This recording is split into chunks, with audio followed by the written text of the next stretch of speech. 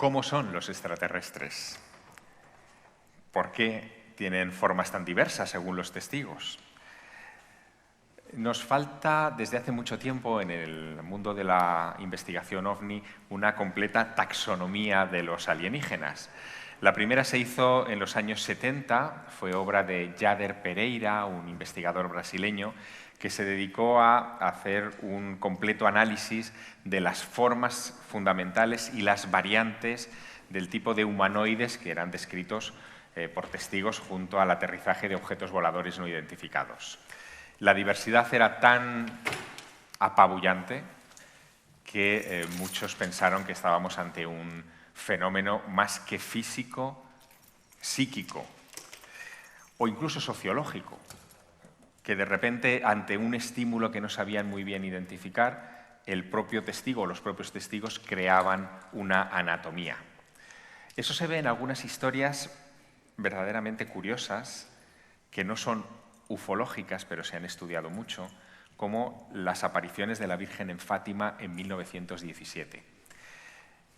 En aquella época, 3 niños describen a los sacerdotes que empiezan a interrogarlas la criatura que estaban viendo. Y digo criatura porque lo que veían, según los niños, era una entidad más o menos de este tamaño, como ellos, que no tenía pelo en la cabeza, que tenía una especie de faldón que terminaba por encima de las rodillas y que en su mano sostenía una esfera luminosa.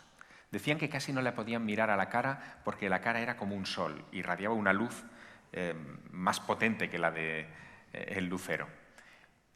Y esa descripción que pasa a los textos de los primeros interrogadores de las niñas de Fátima, sin embargo, se omite cuando tiene que llegar la descripción oficial a los fieles y evidentemente se le alarga la falda a la señora, se le cambia la esfera de luz por el Sagrado Corazón, se le pone pelo, se le quita esa especie de aureola extraña como una especie casi de pecera, de escafandra que tenía aquello, y se convierte evidentemente en uno de los grandes referentes en fin, de la religión católica contemporánea.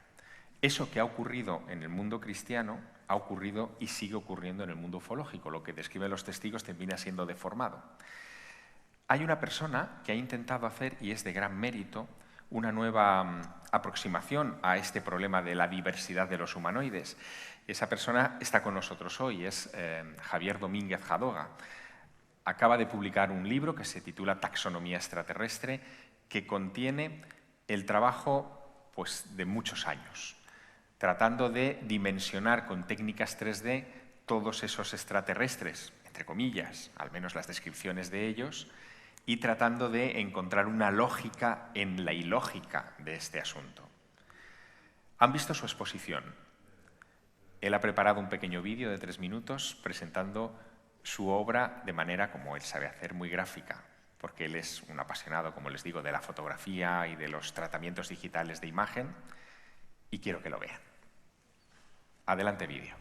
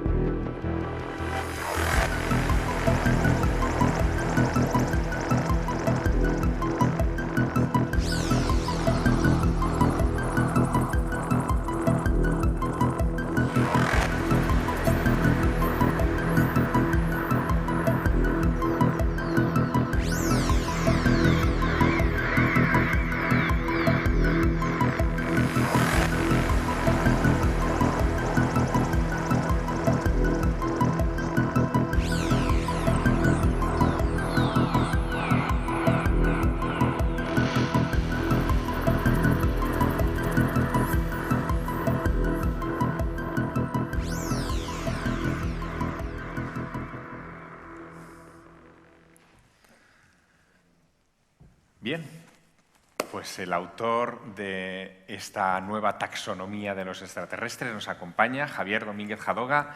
Bienvenido a Ocultura. Adelante.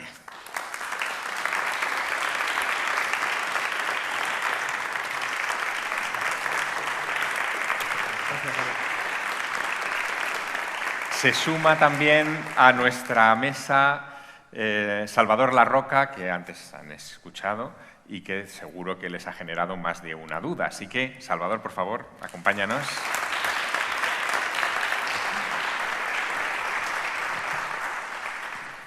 Javier, sé que tienes una presentación preparada para contarnos cómo ha sido la gestación de este proyecto, ¿no? de dotar de nueva cara a los viejos extraterrestres de los libros de ovnis. Exactamente, y además, ante todo, buenos días, buenas tardes ya, a la hora que es.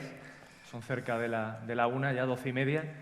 Agradecer, por supuesto, la asistencia. Aquí el amigo, mi tocayo Javier, que bueno, cuando me invitó hace unos meses a formar parte de este congreso, este maravilloso Ocultura, en torno a todo lo que es el misterio, todo lo oculto, ¿no? Siempre con ese punto de rigor que él otorga a todo lo que toca, que como digo, lo convierte todo en oro, la verdad, todo esto hace maravillas. Y bueno, fue clave, ¿no? Porque coincidía el congreso, las fechas del congreso con el lanzamiento del libro, como sabéis, de los platillos volantes a la búsqueda de vida extraterrestre, ¿no? Era idóneo para presentar esta taxonomía extraterrestre, como le llamo yo aquí, galería de seres imposibles. Eso que nos ha ido dando la historia de la ufología en los diferentes encuentros con contactados y demás.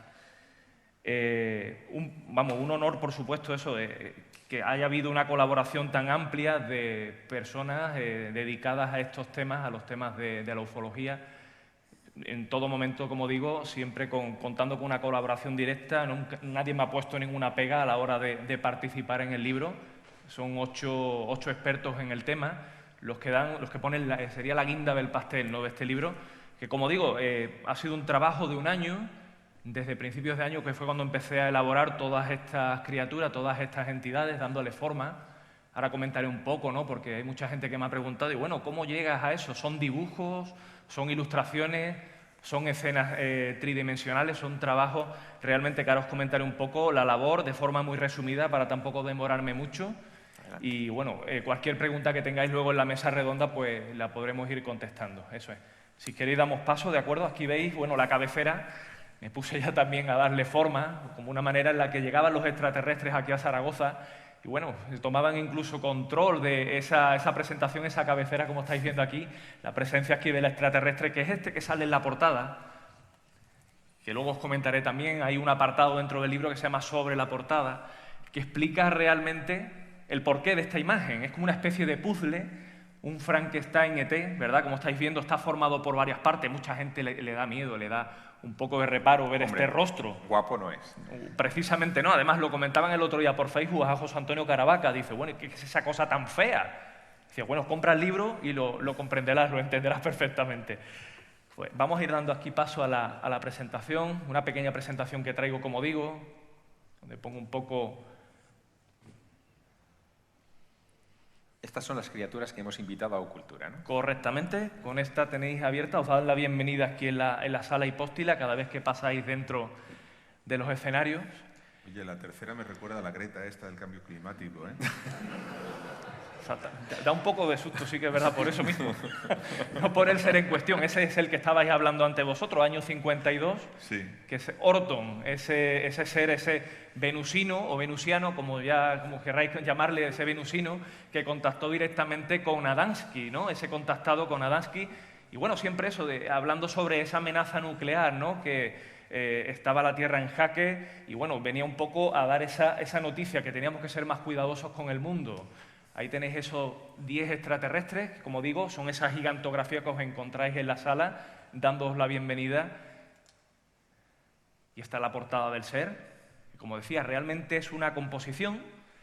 Lo dejo ahí a que podáis leer el libro, podáis bucear entre las páginas y entre todos esos humanoides, todos esos extraterrestres. Hay una cosa que me gusta mucho sí. de tu ilustración, sobre todo el primer extraterrestre, el primero que ven ustedes en la sala hipóstila. El que está a la Este de izquierda aquí. de la imagen, sí. Ser de Johannis. Eso es, 1947. Es un avistamiento muy particular porque Exacto. es un señor que Un está pintor. escalando en una montaña en el norte de Italia con su piolé y de repente observa a cierta distancia una de estas criaturas, esa criatura, Esa con esos concretamente. ojos. Él es pintor. Es pintor, Y, sí. o sea, es curiosa también la conexión de que ya desde el primer momento, claro, no hay un fotógrafo, pero hay un pintor, y es el que le da la forma perfecta en sus descripciones a los humanoides. No tendremos tanta suerte con el resto. Los otros Exacto. los dibujarán de cualquier manera, ¿no? Así es, tal cual lo comenta Javier, correcto. Luego también incluso se ha visto ese ser en muchos libros, en portadas, incluso en el libro en interior de Antonio Rivera, ¿no? El padre de la ufología nacional, como digo, y aparecía también este ser, un ser que a mí me acompañó desde muy pequeñito. Yo llevo en estas artes, bueno, en estas lares, ¿no?, de lo que es el misterio, desde los 3, 4 años. Yo mi inicio, además lo cuento hoy en el libro, con una película que también antes mostró Salvador, que es Encuentros en la tercera fase. Yo tenía, como digo, 3, 4 años, esa película la he podido ver pues más de un centenar de veces. Puede parecer exagerado, pero no en absoluto. Es así, tal como os lo digo. Esas notas pues de alguna manera me calaron, y como digo, era una manera también importante de mi madre mantenerme distraído a la hora de darme de comer. Yo era muy malo comiendo, todo lo tiraba, no me apetecía, y era una manera de que mi madre me diera de comer distraído, me embelesaban esas notas, esas imágenes, tantas luces, ¿no? Un crío con 3, 4 años en esas fechas, pues imaginaros, con eso se quedaba totalmente anonadado. Me sigo quedando todavía, ¿eh? Y tengo 39 ahora mismo. Pero como ahora digo. ya te lo comes todo. Sí, ahora me lo como, lo que me pongan por delante. No hago ascos a nada. Exactamente. Pues pasamos de nuevo aquí. La portada, como digo, lo comentaremos también un poco luego de qué va cada fragmento, ¿no?, de este ser, de este Frankenstein ET, que tiene también su intríngulis. Vamos a ver, y aquí, bueno, estos son mis extraterrestres favoritos, de alguna manera. Extraterrestres aquí en la Tierra, que son los que, como digo, han puesto la guinda del pastel, aportando colaboraciones al libro donde indican realmente o exponen su particular experiencia con respecto al mundo de los humanoides. Eso es lo interesante, ¿no? Eso es lo interesante. Tenéis a Manuel Carballal, que es el primero, muy amigo de Javier Sierra, un grande, además de mi tierra también. Yo soy de la provincia de Cádiz, soy de Jerez de la Frontera. José Antonio Caravaca, que es de Algeciras, que propone también una teoría que a muchos nos tiene locos, ¿verdad, Martín?, que es la teoría de la distorsión, un libro maravilloso, que además también bebe de las fuentes que nos dejó Jacques Vallée, que es Pasaporte a Magonia. Tenemos también aquí a un grande, Néstor Berlanda, psiquiatra argentino, con un libro maravilloso también, que es Los extraños, que lo que hace es relatar sucesos de abducciones. Él no se basa en técnicas de hipnosis, de regresión, sino que son métodos de relajación. Y la persona, concretamente, la persona que tiene allí delante en ese diván, lanza y empieza a contar lo que ha ocurrido en ese tiempo perdido, en esos periodos de missing time, o incluso visitantes de dormitorio, también muy interesante. Los extraños, Néstor Berlanda. Este señor, no sé ahora mismo, no me acuerdo del nombre, Javier Sierra, sí. Lo tenemos aquí en el centro, igual que en el centro también de aquí de la presentación. Otro gran amigo, Joaquín Abenza, director también y colaborador de Cuarto Milenio y director del programa El Último Peldaño. Un programa también maravilloso, los viernes por la noche, temas de misterio, pero con un rigor que solamente saber darle a este tipo de temáticas. Otro grande brasileño, Pablo Villarrubia, que también es colaborador del programa de Cuarto Milenio, Las luces de la muerte. No perdáis ese libro de vista porque es de lo más interesante. Ahí cuenta cómo los ovnis se vuelven agresivos contra nosotros, de qué manera incluso nos hacen daño, de cualquier tipo, físico o psíquico, ¿no? Ahí no deja, como digo yo, lugar a la duda que algunos de ellos no vienen con buenas intenciones, algunos de estos seres. Y otro grande, aparte también por su altura, Vergel. Pablo Vergel, exactamente. 2 metros, el 2 metros, Chewbacca. tocho de 2 metros exactamente. Y bueno, jefazo de la editorial Reediciones Anómalas, que está sacando en la actualidad, lleva ya unos años, por supuesto, títulos olvidados, ¿de acuerdo? Títulos olvidados respecto a estas temáticas, entre ellos John Keel con Caballo de Troya, un libro fantástico, Pasaporte a Magonia, que también lo comentaba antes, que bueno, se convirtió en un incunable de esa colección que se llamaba Otros Mundos, esa colección de, como decimos, ¿no?, de libros tan interesantes de esos otros mundos que eran de colores, esa colección que eso nunca acababa, eran 200 y pico de títulos. Pues todo esto, este señor rescata del olvido esos títulos y los reedita en unas calidades sorprendentes. Os encantará. Reediciones anómalas, anotaros también eso.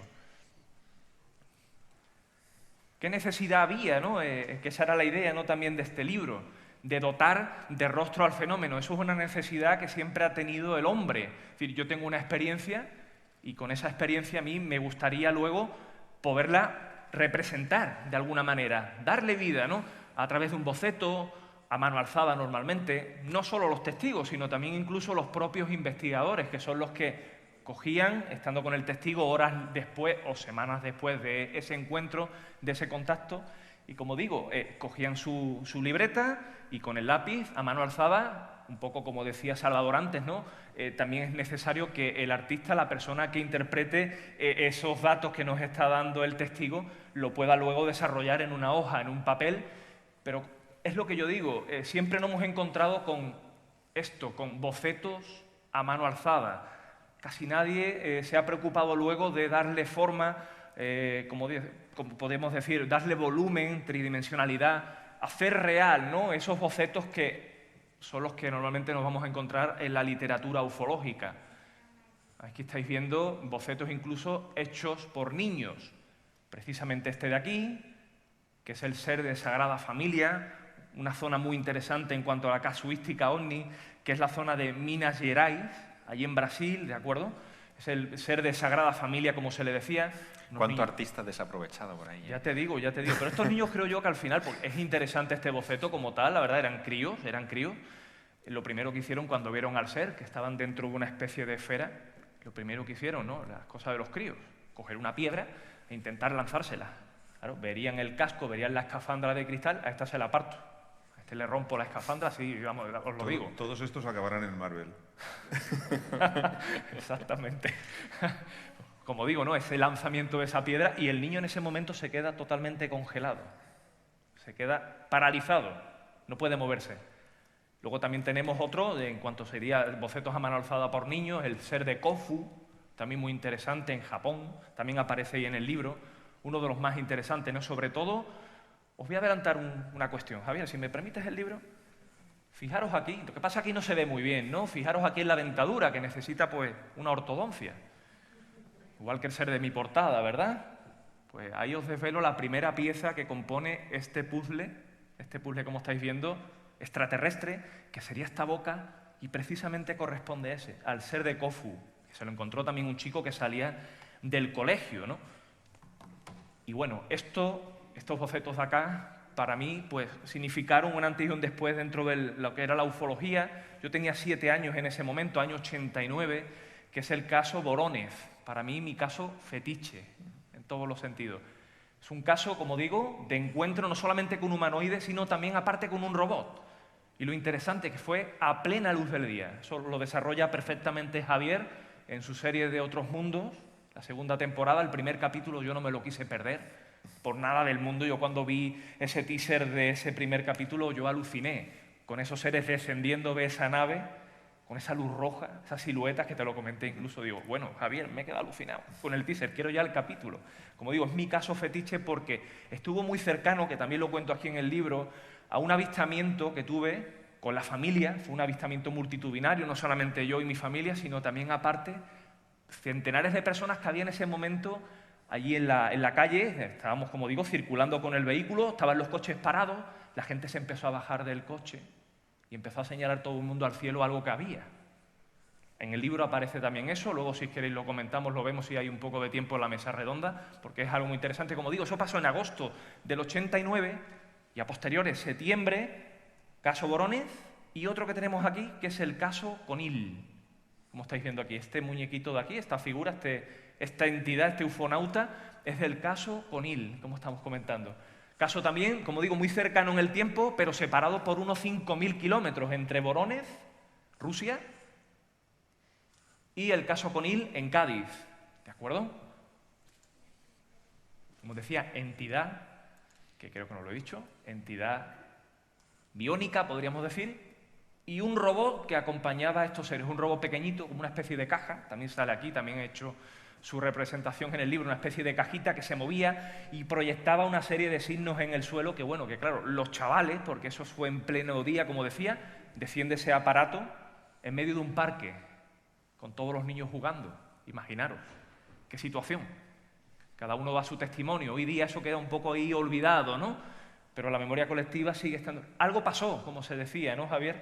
En ese episodio. Algo pasó, algo ocurrió allí. ¿Pero qué era? Parece ser que el tiempo ha ido borrando un poco eso de la memoria. Pues pasamos de esos bocetos a ilustraciones que yo me fui encontrando en los libros. Todos los apasionados de estos temas nos fuimos encontrando en los libros, catálogos, revistas de aquella época, la FSR, la Flying Soccer Review, la revista también Stende, que era una revista española. Vamos a ir viendo aquí un poco esos seres. Aquí, este precisamente, que es el ser de Río Piedras, que también aparece aquí en el libro. Esto es lo más interesante que encontré en la literatura ovni, literatura ufológica, sobre este ser en concreto. La portada de esa revista, concretamente la revista Stendek, como estoy comentando, aparecía este ser, tal cual, aparece en el libro mucho más desarrollado, como decía, dándole vida, ¿no? Con esas técnicas que os comentaré luego. Y luego estos tres seres, que son concretamente del que hablaba antes Javier, de este señor que se dedicó a clasificarlos, esa necesidad por clasificar las entidades, algo muy complejo, una tarea muy difícil, sobre todo por toda la diversidad. Es decir, no había dos casos iguales. Hay seres que sí, como por ejemplo el de Communion, que es el gris, que sí es un ser, como estáis viendo, que se repite, que es el ser de los grises, ¿no? Que aparece normalmente en casos de abducción o de visitas de dormitorio. Willy Strieber, una novela fantástica, maravillosa, incluso en inglés. Me gusta mucho más en inglés que en español. Sí, se disfruta mucho más. Este que comentaba, estos tres seres son de Jader Pereira. Catálogo también maravilloso. Si los queréis en papel, eso es un incunable, eso es casi imposible de conseguir. Podéis pagar mucho dinero por ello, 1.000, 2.000, 3.000 euros y quizás lo podáis tener. Pero bueno, se puede descargar también de internet este tipo de bocetos, este tipo de imágenes, que son de las más interesantes de esa época y con las que yo soñaba, ¿no? Decía, yo quiero hacer eso, pero ¿de qué manera? Bueno, este año fue el año, ahora os comento. Aquí tenéis esas portadas tan interesantes, ¿no? Aquel libro de Rivera, el primero, bueno, que ahí reúne a varios de los grandes, a Aimé Michel, Jacques Vallée, Creighton, Lorenzen. Otro grande también, La punta del iceberg, con este ser aquí, escondido ahí, iluminado con ese foco, que es el ser de Flatwood, ser también un caso súper interesante que también figura en el libro. Los platos voladores y sus tripulantes, fijaros, platos voladores.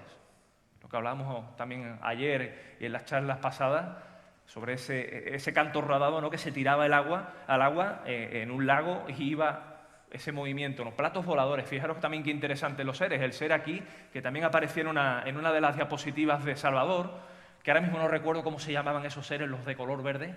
Skrulls. Correcto. Es el ser de Hoskinville, que también estuvimos viendo estos días la representación aquí, hace 2 días, de Javier Sierra, también de Otros Mundos. La quinta columna, otro libro también de Juan José Benítez y que marcó un antes y un después en mi vida. Como digo, empecé muy pronto con estos temas. Me decía ayer Martín que es la mejor edad, 3-4 años para empezar en estos menesteres, ¿verdad? Yo creo que sí. Sí, lo que pasa es que también uno se distrae mucho con estas cosas y todo el mundo te mira y dice, ¿esto te gusta a ti, tan pequeño? Sí. ¿No te gusta el fútbol? Bueno, también juego, pero esto me llama mucho más la atención, esto es mucho más interesante. El misterio es lo que realmente da vida, ¿no? Y lo que da sentido a la vida también. La curiosidad, ¿no? Cuidado eso de que la curiosidad mata al gato, eso también he tenido. O sea, que mientras te tomabas la papilla te leías la quinta columna. Bueno, todavía no, ahí todavía estaba con con encuentros en la tercera fase, estaba con Spielberg. Hay mutaciones peores que las de los X-Men, ¿eh? Fue con la primera comida sólida, Salvador. Vale. Fue la quinta columna, quizás. Sí. Estos seres, como estáis viendo aquí, que son seres enllantados, que también aparecen en el libro. Además, abren el libro concretamente la parte del catálogo, que es un ser muy, muy, muy interesante, como comento, que es este ser, el ser de José Higgins, como estáis viendo aquí, el ser de José Higgins, que decía el señor, decía el testigo, le pareció curioso, ¿no? Que ellos estaban jugando, lanzándose piedras, saltando, e incluso uno de ellos le dibujó, porque le dice, ¿de dónde venís vosotros? Y con un palo cogió en el suelo y empezó a dibujar unos círculos concéntricos y dijo, de aquí. Alucinante. Este es el caso que aparece en esta portada de Juanjo. Y bueno, los extraterrestres en la historia, que hace unos días Iker Jiménez precisamente lo lanzaba en su canal de YouTube, comentando que esto es uno de los libros, no es caro, no es un libro caro, pero un imprescindible dentro de esa colección de otros mundos que están ribeteados con esta línea de color dorada, unos libros además con unos diseños muy interesantes en tapa dura, y él lo decía, que ese era uno de los imprescindibles. Yo me quedé muy sorprendido, yo pensaba que nos iba a decir Jacques Vallée, como decía antes, con Pasaporte a Magonia, ¿no? O por ejemplo, que también puso antes von Däniken con Recuerdos del Futuro, que también es de esa misma colección, de la colección de otros mundos. Aquí seguimos ahora con las revistas, hemos visto los libros, las revistas ahora. Esta revista, la primera, que es de Argentina, que es un caso en Argentina concretamente, mucha gente me dirá, ¿es Batman? Sí, puede haber una influencia perfectamente de la cultura pop a lo que sería el misterio, la ufología en este caso. Y además mucha gente lo comenta. Bueno, ¿y Batman qué hace aquí en una revista de ovnis? Esto no tiene rigor alguno.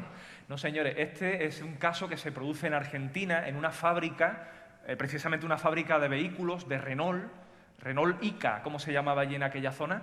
Y bueno, hubo varios encuentros, incluso con fenómenos relacionados de tipo electromagnético, se paraban los camiones, se paraban las máquinas, se paraba la moto, incluso a un señor se le fue la moto y se cayó allí en medio de la pista y se topó con eso, se topó con ese ser. ¿Qué es eso? Pues no sabemos lo que es. Esta revista, que le tengo mucho cariño, yo soy de Jerez de la Frontera, como os decía, Humanoides en Jerez. Error, ¿no? Eso no fue en Jerez, eso fue un poco más en la parte de la sierra, la parte de Arcos de la Frontera y el bosque, ¿no? Y unos seres también muy interesantes, también tipo Michelin. Curiosidad, iban vestidos de color rojo, rojo vivo, rojo brillante. Y uno de ellos, que incluso se ve aquí un poco, me voy a acercar porque con el pulso no puedo con esto. Esto que estáis viendo aquí es una bota negra, llevaba uno de ellos una bota negra, es decir, lo más bizarro que os podéis echar a la cara en el tema ufológico, algo totalmente surrealista, podríamos decir. Este señor era el señor Timmermans, era el señor que iba aquí en la moto. Luego también otra revista que para mí significó mucho, aunque no entendía francés en aquellos años, que es Lumières dans la nuit, que es una revista también dedicada exclusivamente al fenómeno. Yo sobre todo me quedaba con los dibujos, ¿no? Con esas imágenes, esas ilustraciones, que de ahí viene luego todo esto. Se beben de esas fuentes y de ahí viene después todo eso.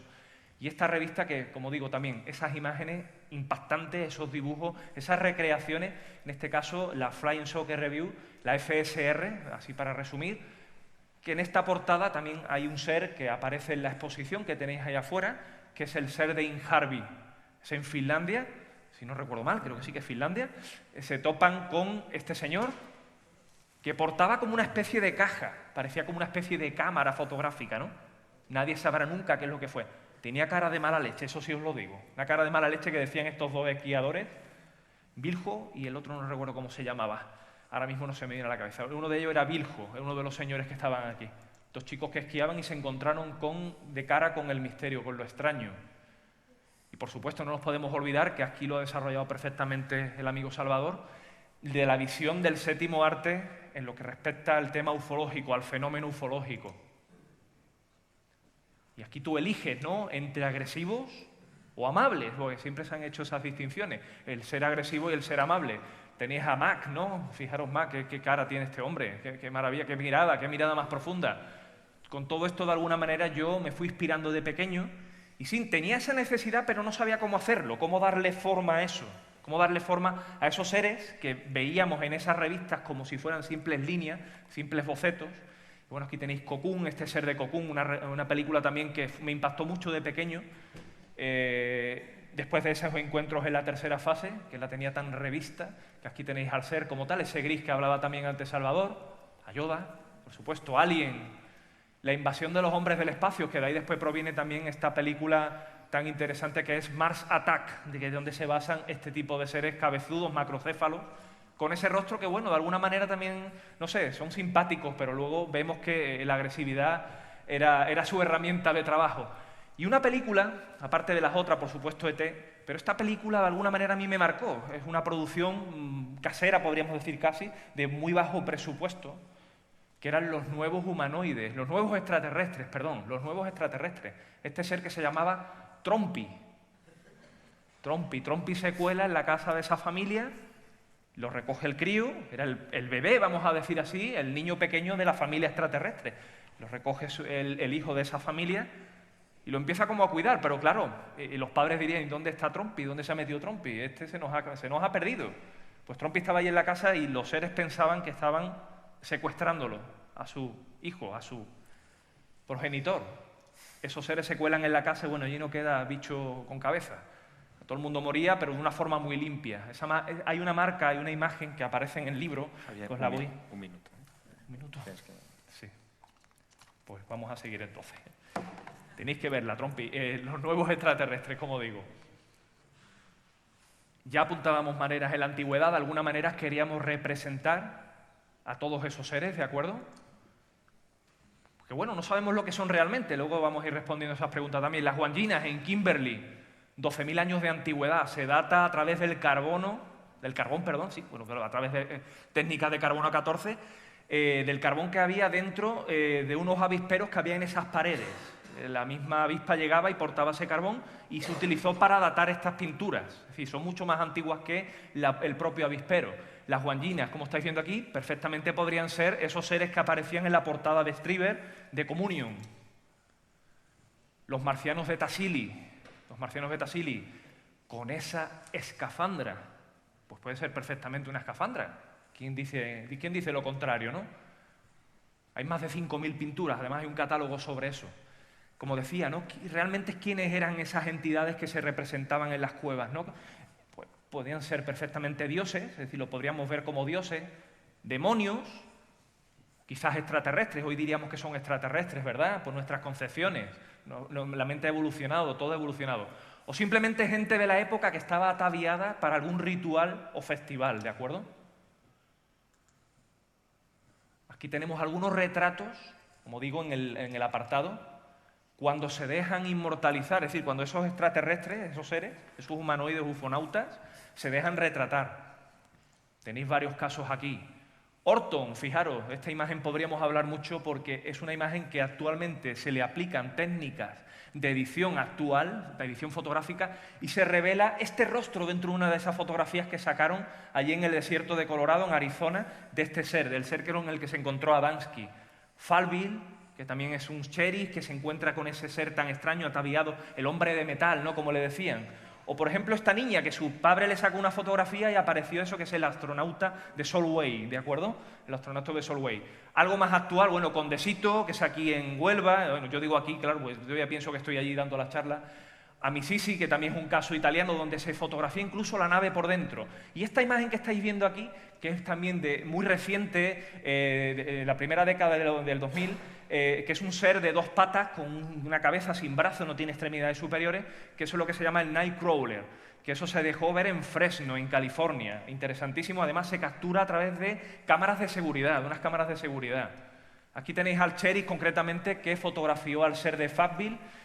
Hablamos montajes, fake, ¿qué es esto realmente? Todos llevamos hoy día una cámara fotográfica, esto me gustaría que se hablara en la mesa redonda, pero ¿por qué se han dejado de fotografiar estos seres? Pues todos llevamos un móvil con una cámara. Antiguamente sí se hacía, hoy ya no aparecen, no quieren dejarse ver. ¿Qué es lo que ocurre, no?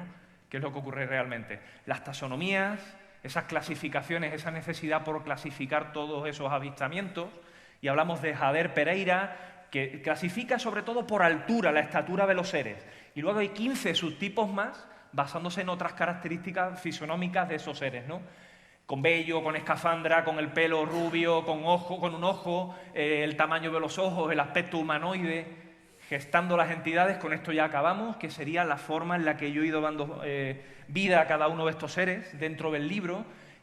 ¿Por qué? Porque yo decía aquí, en mi infancia buceaba dentro de todos esos libros que os he estado enseñando, así a grosso modo, e intentaba, como digo, soñaba con darle forma a todos ellos de modo realista, ¿no? Es decir, que parecieran de verdad, es decir, como si estuviéramos postrándonos delante de ellos. Y a principios de año, que estuve con COVID, aprovechando mi estancia en casa, me quité de la consulta durante unos días, yo soy enfermero del trabajo, y aprovechando ese momento, hubo un clic ahí en mi cabeza para darle forma a todo esto. Y lo denominé así, lo bauticé así como el fotomatón forteano. Es decir, yo tengo en casa también un pequeño estudio, yo me dedico a la fotografía, soy profesor de fotografía, y como digo, de alguna manera imaginé como que todos esos seres, empezaban a desfilar delante mía, en ese espacio, en ese pequeño rincón que yo tengo allí en casa para hacer mi fotografía. Se postraban delante mía ofreciéndome todo, es decir, una manera de darles vida, de fotografiarlo, una instantánea, ¿no? Pero esas instantáneas eran imposibles, por supuesto. Entonces, opté por técnicas 3D basándome en este tipo, terminamos ya, Javier, queda nada, en este tipo de, como digo, en este tipo de revistas, de libros, de catálogos, y comenzaba esa búsqueda extraterrestre. Me quedé con aquellos casos que desde pequeño, de la infancia, me llamaron la atención. Tocaba dar vida a cada una de esas entidades y de aquí, esa bola, esa esfera, de ahí partía todo, de ahí empezó a gestarse todo. Yo tenía una esfera, imaginaros que eso es una esfera de barro, pero en este caso es una esfera virtual, ¿de acuerdo? A través de técnicas de modelado, creaba luego un render, es decir, renderizaba esa imagen y aplicaba una edición hasta que obteníamos al ser en cuestión. Concretamente este es el caso Cenina de Rosa Lotti, un caso muy interesante que también lo tenéis allí en la portada. Y como estáis viendo, de esta manera se gesta el libro, se crea el libro. No quise crear un libro como tal explicando el caso porque para eso tenéis unos libros maravillosos de gente que se dedica realmente a investigarlos y a documentarlos. Yo simplemente soy un apasionado de estos temas. Y lo que hice fue eso, aportar en esta página la localización para que cada uno supiera un poco por dónde se movían estos avistamientos y una frase de testigos, investigadores y demás en relación al caso. Que eso, en este caso, como digo, Rosa Lotti y la testigo decían que estos seres eran como si fueran chinos, eran como chinos. Ella decía también que eran niños chinos con la cara fea. Y no dejaban de decir liu, lao, lo, la, como estáis viendo aquí. O sea, como los chinos. Como los chinos, exactamente. ¿Qué pasó ahí? No, pues no lo sabemos tampoco. Eso quedará todo en el álbum de la casuística OVNI. Muchísimas gracias por su atención.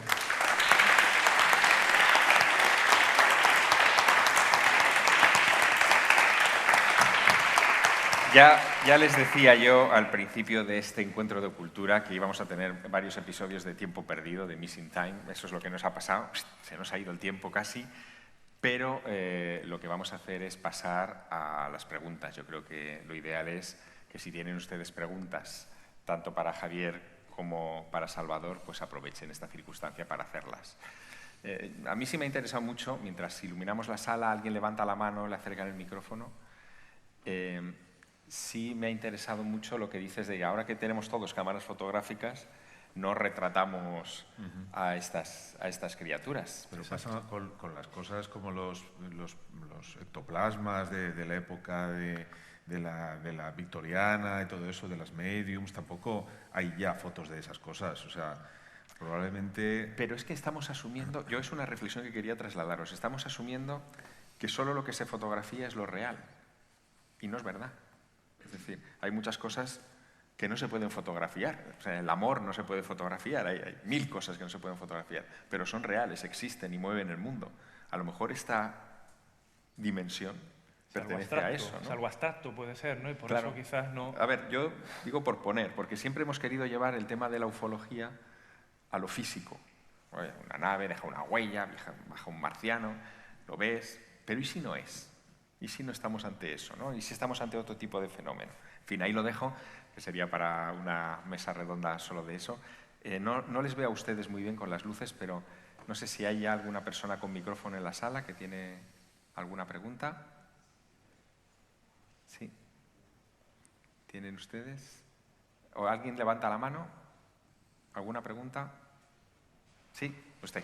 Sí, le acercan el micro, mire ahí. Ahí en la...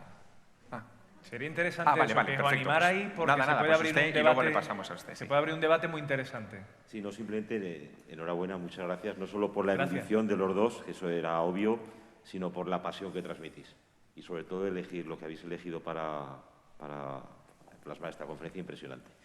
Y Gracias. después un poco con Salvador y el resto de los compañeros, una recomendación. No va relacionado directamente con platillos volantes extraterrestres, pero he descubierto últimamente una gran serie de ciencia ficción, a lo mejor muchos la conocéis, que se llama Fringe. Bueno, sí. Es impresionante, a nivel de universos paralelos, unos giros tremendos, recomendación. Y después un poco, y Salvador seguro me dará la razón, recomendación también para todos los aficionados. Yo soy ya mayor y entonces pues conseguí en aquellos tiempos, casi yo creo que es un incunable, la revista Totem, también es mítica, sí, el especial que dedicaron a Alien, con los diseños de, no me acuerdo ahora, Giger. de Giger, exactamente. Es mítica, si la podéis conseguir, pues... Esa ya no, pero está editada de otras maneras. Hay varias ediciones distintas. Ya digo, la ventaja de ser mayor pues tiene desventajas, sus inconvenientes que, bueno, pues yo en aquella época de efervescencia también, bueno, no de los 3 años, pero bueno, mejor desde los 12 o 14, ¿no? Pues conseguí ese original, que entonces pues era dinerito normal, de la propina y tal, pues os lo recomiendo. Entonces, muchas gracias. Gracias. Pasamos a unas filas más arriba. Ahí, sí, ahí. Eso es. ¿Se lo sujeto ya? ¿Perdón? ¿Se lo sujeto yo? Es que me sujetas tú, perdona. En realidad tenía 2 preguntas. Os pregunto la primera, bueno. Como estabas diciendo antes, parece que se tiende siempre a humanizar siempre la visión que se tiene del fenómeno OVNI. O sea, por ejemplo, de la figura de los extraterrestres, la humanizamos, cuando posiblemente pueden ser cosas que sean puramente energía, que antes habéis mencionado Espacio 1999, que también era una de mis series favoritas de pequeña, y por ejemplo allí sí que salían otros fenómenos, como eran energías, o que no todo tiene por qué ser algo que sea, claro, que sea físico o que se pueda retratar. En el campo de, por ejemplo, precisamente del cómic, hay veces que es más fácil crear universos con cosas menos tangibles, o sea, que no todos sean también únicamente personajes, o sea, sino crear atmósferas a través del dibujo o cosas, lo que digo, o sea, no crear un marciano, sino crear otro tipo de universo. Y mi pregunta era sobre todo porque en el caso, por ejemplo, de que haya un estereotipo de marciano, de todos los que se están poniendo ahí, ¿hay alguno que tenga un porcentaje mucho más elevado que el resto de las formas comunes? Y si estáis de acuerdo en que, claro, que evidentemente, o sea, el limitar la figura de un extraterrestre a una forma física, o sea, que podría ser un insecto, podría ser simplemente una energía que ni siquiera la podemos tocar o percibir y que puede influir en nosotros, pues esto era más o menos lo que quería preguntar. Muy bien. Sí, concretamente, además lo comentaba anteriormente, ¿no? Esa portada de Communion de Willy Strieber, aparece ese ser con esa cara triangular, con esos ojos grandes, negros, la boca pequeña. Ese tipo de ser es el que más se ve, el que está más presente en la literatura ufológica, que es el gris, ¿no? Como se le llama, el gris, el humanoide de ese tipo, antropomorfo, es decir, con forma humana, brazos largos, macrocéfalo, una cabeza muy grande. Suele ser el que está más presente. Y también lo que comentaba, incluso, ese mismo extraterrestre luego tiene una derivación, que es el ser insectoide, que también es muy parecido, más parecido a lo que sería la mantis religiosa, ¿no? Que también está muy presente en esos capítulos de abducción, que bueno, y Strieber aquí lo cuenta, esos visitantes de dormitorio, ¿verdad? Como comentaba, incluso dentro de esas naves, dentro de esos supuestos platillos volantes, ¿no? Dentro de esos entornos, de esos escenarios, hay gente que se topa con estos grises como los que representa Strieber en esa portada, en esa imagen, en esa pintura, y luego dentro de la nave son esos mismos seres, pero con un aspecto más de insecto, que eso es lo que se llaman ese tipo insectoide, ¿no? Exacto, sí. Serían los que están más representados dentro de la casuística del contactismo y demás, sí. Yo creo que también aquí les voy a pedir un ejercicio de imaginación, ¿no? Imaginemos por un momento que estamos siendo visitados, en fin, por seres superiores, de otros planetas, mucho más inteligentes que nosotros, con una tecnología muy superior a la nuestra. Nosotros, con nuestra rudimentaria tecnología, hacemos cosas verdaderamente increíbles ya.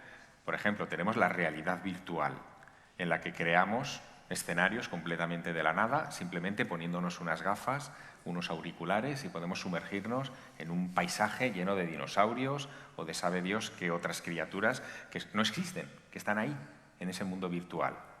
Una tecnología infinitamente superior como la que es capaz de trasladar a esos hipotéticos visitantes de un planeta a otro, sería capaz de proyectar sobre nuestras mentes directamente realidad virtual sin necesidad de cascos, gafas, ni nada por el estilo, y hacernos ver lo que ellos quisieran hacernos ver, ¿no? ¿Estamos de acuerdo en eso? Es decir, sería un planteamiento perfectamente bueno, es de ciencia ficción, obviamente, no podemos demostrarlo, pero es un planteamiento. Ese planteamiento viene a decir algo que creo que es importante, y es que cuando nosotros contemplamos cualquier cosa a nuestro alrededor, desde esta botella a ese libro, a ese monitor, a unas butacas en un auditorio, lo estamos haciendo desde nuestra perspectiva temporal. Y lo interpretamos desde nuestra perspectiva temporal. Un griego del siglo VII a.C. que entrara en este auditorio se quedaría alucinado. Vería un fuego que es permanente, que no se consume, y probablemente lo atribuiría a un don de los dioses. Vería estas formas para sentarse que no entendería y que podría interpretar hasta como las costillas de un monstruo, en fin, mitológico. Y vería una serie de humanos vestidos de manera bastante rara y con una cosa que les tapa la cara que no entendería. ¿Qué interpretación le daría? La clave aquí no es lo que se ve, la clave es cómo se interpreta. Yo creo que esa es la historia. El estímulo original no sabemos cuál es. Hombre, normalmente uno tiende a interpretar desde su cultura. Claro. Cuando miras al pasado dices, uy, pasa mucho con los oparts. Tú cuando ves un objeto fuera del tiempo, que crees que es un objeto fuera del tiempo, le das una interpretación. Esto tiene pinta de algo que tu mente está buscando que se parezca a algo que tú conozcas. Pero eso no quiere decir que tenga nada que ver. Probablemente no lo tenga que ver y se le pueda dar otra interpretación completamente distinta. De todas maneras, las reinterpretaciones, nosotros con los ojos vemos solamente una parte de la luz, del espectro visual. Eso no quiere decir que no haya otras cosas que no estén en el espectro visual, pero yo, por ejemplo, como artista, cuando tengo que representar formas de vida extrañas, estoy ceñido, digamos, restringido a una editorial. Si a mí me dicen, vamos a ver, en el cómic de Alien que estoy haciendo algo, no les interesa, ellos no quieren que yo diseñe un extraterrestre que pudiera ser factible. Ellos lo que quieren es que sea amenazador. Entonces, yo no tengo más datos que los que el cine me aporta o la propia cultura pop que yo pueda tener de mis propias lecturas, ¿no? De libros, cómics, películas. Pero yo como si me preguntaras tú qué opinas, yo nunca he visto un extraterrestre, no creo que lo vaya a ver. Y dudo que esto fuera la Taberna Galáctica, que aquí vinieran uno por especie a visitarnos. O sea, yo no creo que una forma extraterrestre necesariamente tenga que ser humanoide, pero si fuera muy extraña, seguramente nos daría el cague a todos. O sea, si te viene una cosa muy rara con, yo qué sé, la imagen que te puedas imaginar, si tuvieran un aspecto tan diferente a nosotros que nos provocara el terror... un espárrago. Un espárrago. Fíjate. Yo si veo un espárrago y me pilla con hambre, perdona, pero me lo zampo. El bocado se lo lleva.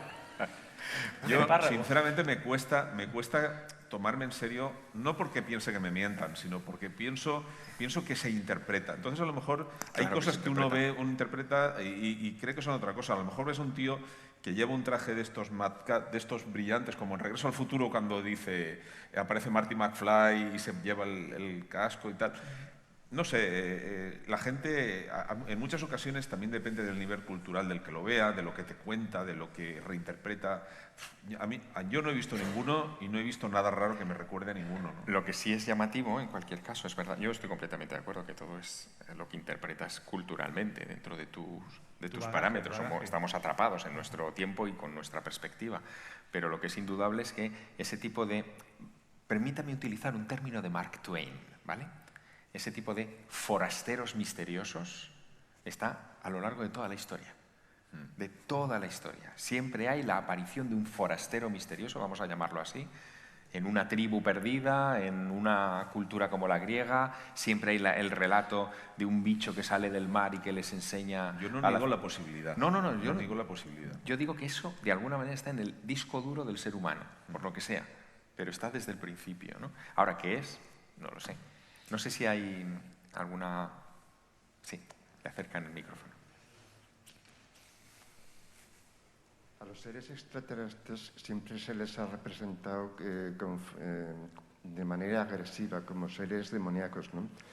Yo lo que quiero preguntarles es si puede ocurrir que los seres extraterrestres sean seres de amor, de luz, de armonía, que quieran coexistir con la humanidad, que únicamente quisiera que contemplaran esa posibilidad. Claro.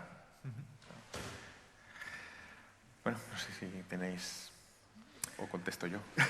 Que conteste Javier, porque yo es que tampoco pienso que uno cruce el universo para venir aquí a decirte que quieras al prójimo y todas esas cosas. A mí me parece que detrás de Oye, todos... los franciscanos lo hicieron con América, ¿eh? Y así les fue a los... Ya, pero lo hicieron.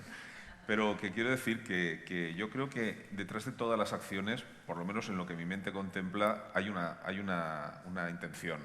Entonces yo creo que si llegas a un sitio es por algo. No creo que te metas en una nave y cruces el infinito para llegar y decir amaros todos. Yo creo que si alguien llegara es porque necesita algo de aquí, básicamente. No creo que hubiera otra razón. Ahora, la gente necesita la religión, la gente necesita creencias, es así. O sea, entonces, que alguien crea en el amor o alguien crea en que alguien le protege, a mí me parece bien. Si eso no le hace daño a nadie, pero yo personalmente no lo creo, ¿no? En la mayoría de encuentros, además, si os dais cuenta y leéis la casuística, no tienen sentido las cosas que ocurren. Es todo, como decía antes, muy surrealista, ¿no? Es decir, esa señora que veíais antes en la portada, ¿no?, de ese libro, de esa revista de la Domenica del Corriere, de ese periódico, mejor dicho, de italiano, esos seres pequeñitos, como decía, ¿no?, que parecían chinos.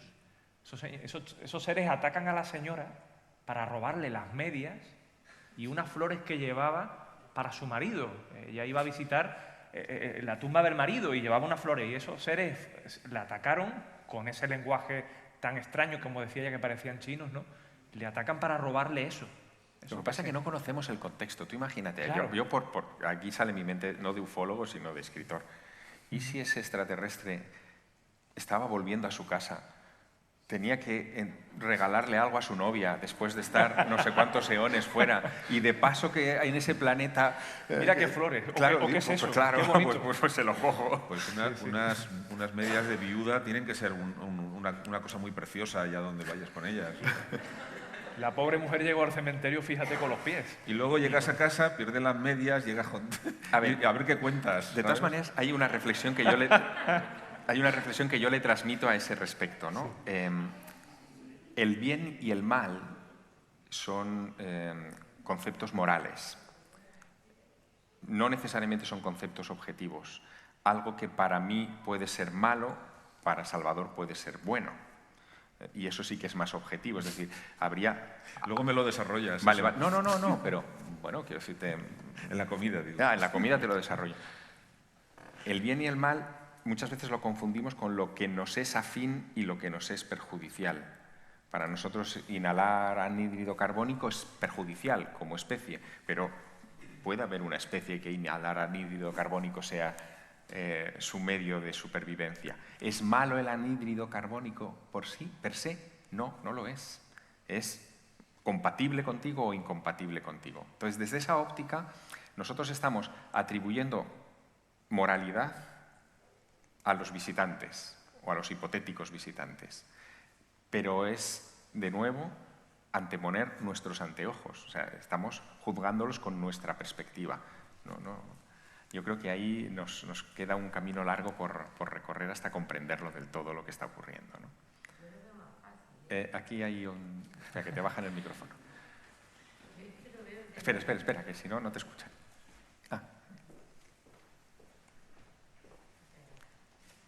De la misma manera que nosotros estamos ahora con los viajes a la Luna, como la cosa más normal del mundo, los viajes a Marte que se van a poner tal, pues sería en una inmensa galaxia que esas personas tuvieran las mismas posibilidades que tenemos nosotros de ir a otro planeta. Entonces, lógicamente, pues pueden utilizar pues lo mismo que estamos utilizando nosotros, la curiosidad, la investigación y las demás cosas. En un universo infinito, creo yo que tiene más lógica que esperemos que venga un tipo con los ojos blancos. Vamos, yo estoy deseando. Yo que venga uno a mí no me importaría. Yo me encantaría, porque vamos, yo establecería hoy, le diría, a ver, ¿tú qué haces aquí? Y ya está, pero vamos, creo que lo veo más por ese lado. Lo veo como de un poco de intercambio interestelar. El tema sigue siendo que lo vemos desde nuestra perspectiva. Nosotros hemos llegado a América utilizando carabelas, hemos llegado a la Luna utilizando nuestros vehículos. Hemos llegado a América con los barcos porque el Reino de España pretendía obtener un beneficio con llegar allí. No. Si la intención, no cabe duda. O sea, siempre tiene que haber siempre hay una intención en toda gran epopeya. Hay un gasto de recursos para llegar a otro planeta que son ingentes. Indudable. A eso voy. Es decir, pero lo que estamos mandando y las nuevas misiones espaciales y lo que parece que desde nuestra perspectiva de paletos en el espacio es enviar naves robotizadas. No podemos enviar seres humanos. Es decir, no podemos. Y parece que la evolución de la exploración espacial es enviar inteligencia artificial, enviar una inteligencia que sea capaz de resolver los problemas, de mantenernos informados aquí en la base donde nosotros recibimos la información, pero no vamos a ir nosotros. Son viajes demasiado largos y demasiado complejos para asumirlos desde el punto de vista biológico. Por lo menos con la manera de desplazarse tradicional. Indudable. Pero es que probablemente eso también deberíamos contemplarlo como hipótesis para otras civilizaciones, ¿no? Que en vez de estar mandando humanoides de ojos gordos y tal, que parecen biológicos. Sí. El concepto de lo que es la sonda autorreplicante. Sí. Algo así. Vamos a por línea, sí. Lo veremos esta noche, de todas maneras, con Javier Cenarro en la sesión final de esta jornada de hoy, a las 11 de la noche, porque Javier Cenarro, que se dedica a trabajar es científico, trabaja para el Observatorio de Javalambre y el Centro de Estudios de Física del Cosmos. El primer problema que les va a plantear a ustedes esta noche, y me parece fascinante, es la definición de vida. Es que no nos ponemos de acuerdo sobre lo que está vivo y lo que no lo está. O sea, la propia definición de vida no sabemos cuál es. Si a eso le añadimos la definición de inteligencia ya, nos volvemos locos. ¿Qué es una especie inteligente y qué no lo es? ¿Son los delfines una especie inteligente? ¿Son las ballenas una especie inteligente? ¿Son los perros una especie inteligente? ¿Cómo es que no nos hemos comunicado con los perros? Es decir, nosotros estamos intentando comunicarnos con extraterrestres y no hemos podido mantener una conversación con un perro. Conversación me refiero no a un monólogo nuestro, sino un diálogo, que entendamos lo que nos dice, o con una ballena. Pero es que, por ejemplo, la diferencia de tú comunicarte con un perro o con un gato, el perro es más fácil, el gato hace lo que él quiere. Pero, por ejemplo, tú dirigirte a un extraterrestre, a lo mejor ahí el gato eres tú. Quiero decirte, una mente muy supuestamente... ¿Qué ha pasado? Ah, tu micro. Se te ha caído una pieza alienígena. Una mente supuestamente mucho más avanzada que la tuya probablemente no considere nada interesante hablar contigo, ¿sabes? De la misma manera que tú vas a un hormiguero y a la hormiga te la pela si le pises... Sí, pero esto ya, aquí empezamos a discutir, vamos a terminar la sesión, pero yo sí quisiera hablar con una ballena. Y hay muchos etólogos y mucha gente que se dedica al estudio del comportamiento animal que están intentando desarrollar desde hace décadas un lenguaje de comunicación con los animales. Una ballena es difícil, pero por ejemplo hay simios que por el lenguaje de signos sí se han comunicado. Pero leches, lo que haces es que un simio te sume 2 más 2, está bien. No, me refiero al lenguaje de sordos. Ya, sí, pero... Quizás no tengan... Pero es que los simios somos nosotros. Sí. A ver, no es otra especie. Exacto, sí. Es que hay tú y yo somos muy macacos. La diferencia. Exacto. Es que estamos somos de lo mismo. Yo me refería a un salto... Claro, estamos hablando de una comunicación con extraterrestres, ¿no? Vamos a plantearnos una comunicación con una especie que tiene una evolución completamente distinta y una genética distinta. Podemos empezar a hacer ensayos con nuestros animales y no lo hemos conseguido.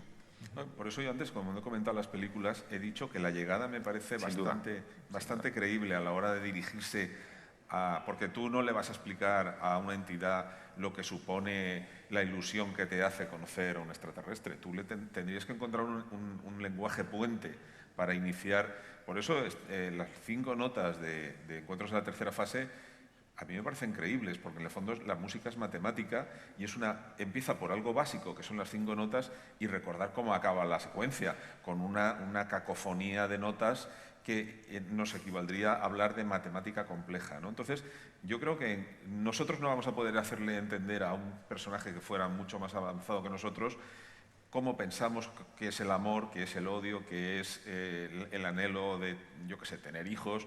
Eso no se lo puedes explicar porque en el fondo es un concepto, una pasión humana. Pero hay lenguajes, como podría ser la matemática, que tiene que ser común a todos, porque si han llegado aquí, matemáticas conocen. Porque si es a través del viaje, si es a través de, yo qué sé, espacio-tiempo, agujeros de gusano, cualquier cosa que te permita incluso viajar al instante implica conocimiento, y el conocimiento implica tener que conocer las matemáticas. Eso es impepinable a cualquier... Quizás ellos no tengan esa necesidad de establecer comunicación con nosotros, contacto con nosotros. Es que yo no creo que lo tengan. Yo creo que puede ocurrir, porque... ¿no? Eso lo comentaba mucho Salvador Freixedo, que decía que si veíamos, por ejemplo, eso tú comentabas antes del hormiguero, él ponía el ejemplo con una cucaracha. Si alguien se ha puesto alguna vez a hablar con una cucaracha o a intentar comunicarse con ella. Mi mujer sí les dice. Quizás esos seres como tal nos vean como eso, como simples cucarachas. Claro, y por eso tampoco tengan esa gana, esa intención de contactar y de comunicarse con nosotros. Si yo estuviera ahora en un programa de radio, bajaría poco a poco el volumen y introduciría la música para que entraran las señales horarias, porque entra ya en los informativos. Eso es lo que está pasando ahora. Nos hemos pasado un poquito de tiempo, discúlpennos. Esta tarde a las 6 retomamos.